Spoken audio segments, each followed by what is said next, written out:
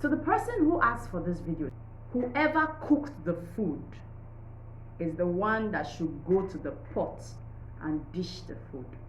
Your girlfriend, you went visiting at her house and you are hungry, you're famished, even if you're dying, you should have the courtesy for yourself enough to hold yourself and ask her to dish you a plate of food. You should put into consideration. You don't know how that meal was planned.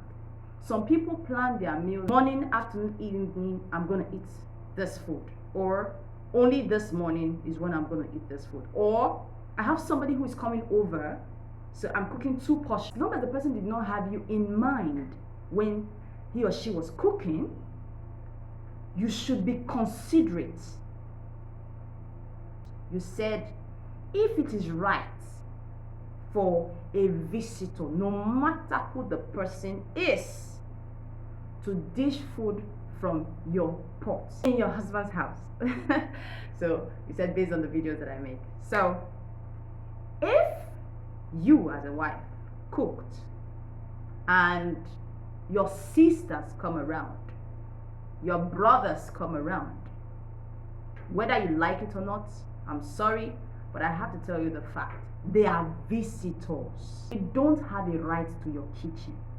They should not go there because it's my sister's kitchen. What if she puts down 5 pieces of meat because she wants to serve her husband 3 and she takes 1 and the children take 1?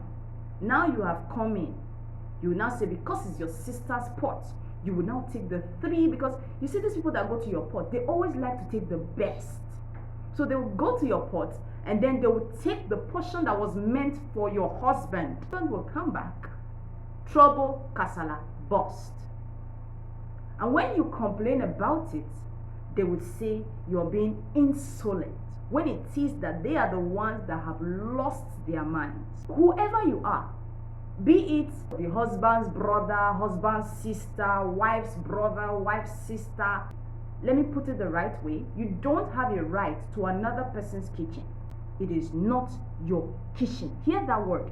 Your kitchen is in your house. And whoever comes visiting to you should apply the same courtesy that you apply in somebody else's home.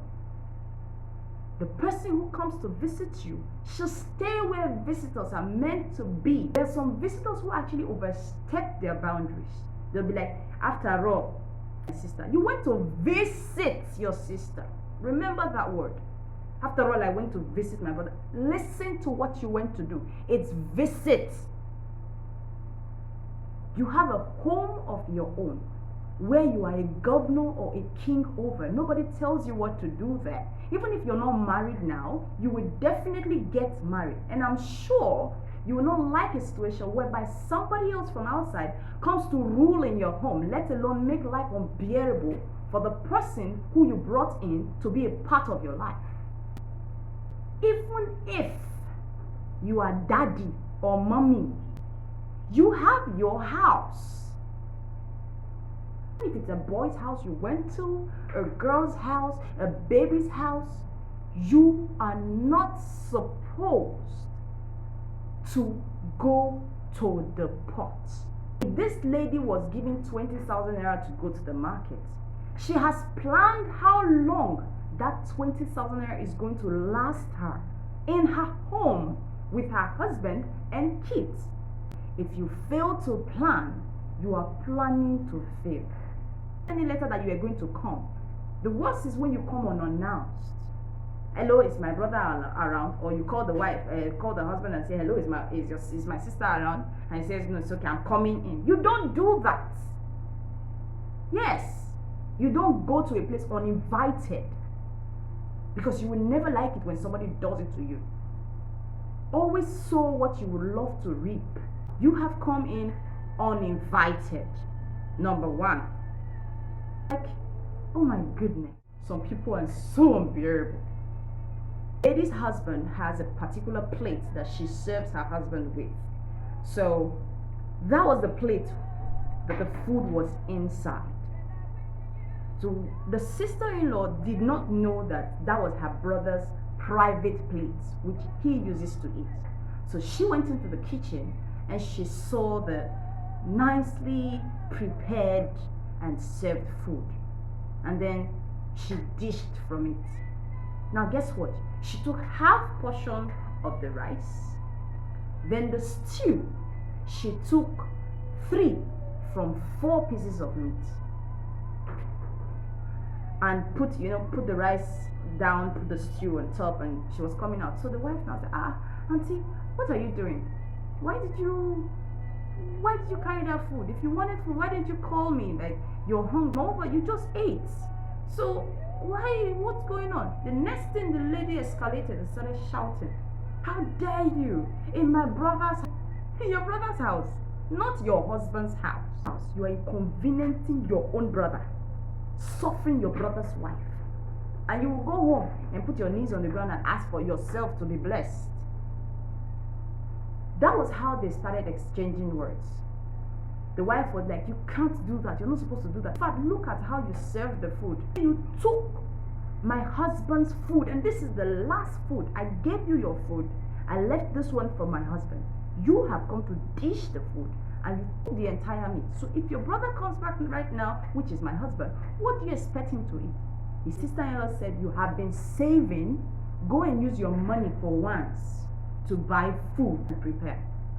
So it was causing this and that and that and that, and then the husband came back. The husband was like, what's going on here? The sister was like, hey, this your wife is regardless, this your wife is this, he's that. And I said, hey, calm down, please. I married her, you didn't marry her. She's my wife, not yours. So please stop. What happened? The food I served and I kept for you, which was the last portion, even I have not eaten. I served it so that when you come, both of us will eat it. Your sister has taken the food, and look at it now, because we're quarreling, she decided to drop the food down after she has put the stew on top of the rice and taken the entire thing. She decided that she's not going to eat it again. The brother said, sister, go inside the house, pick up your things and go. The wife was begging that, please, don't let people start saying things. And the guy said, I don't care. I married you to be my partner. I didn't marry you to become a slave. So if my sister does not have courtesy and you're trying to tell her the right thing to do, and she's saying that you don't have rights inside of your own house, then she has no business here. So let her go. The wife said, no, she shouldn't go. At least let her stay for today. Tomorrow she can go. The husband's sister called home, and that was how they were raining insults home to the guy. The guy didn't know what to do. And then the comment was, in this case, what would you have done? I went to the comment section. Yeah, I scrolled through and I was seeing what men were saying in this case. Some of them were saying so many things, and some were against him, talking to his sister like that, against the wife. Now, in my opinion, if she didn't go visiting to that house in the first place and minded her business and stayed in her husband's house because she was married, I saw a ring on her finger, that issue will not come up. Number one.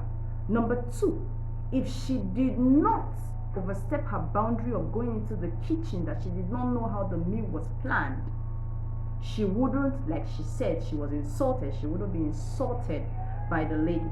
Most especially if she had taken to correction when she was being corrected, the issue would have not escalated for her brother to send her out.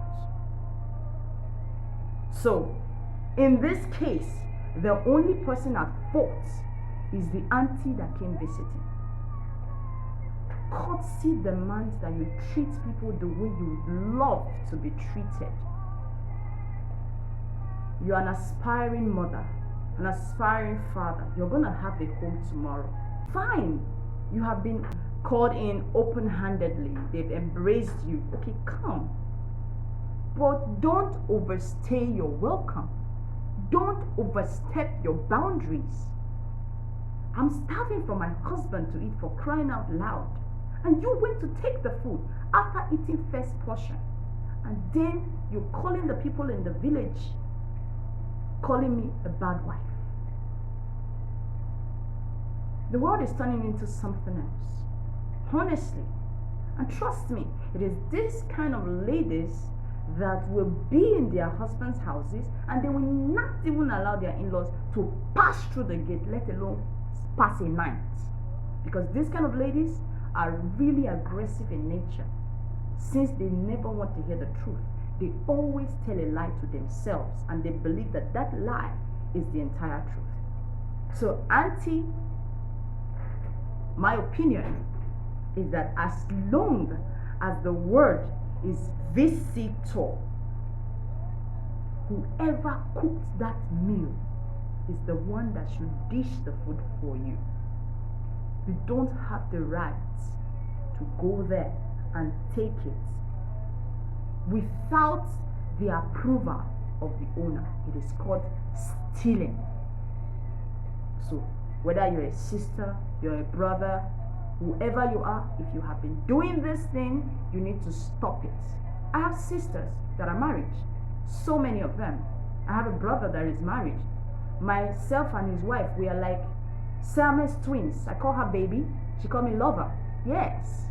But when I go home, I always go to meet the wife. Babe, how far now? Your wife, they hungry, because she calls me wife too.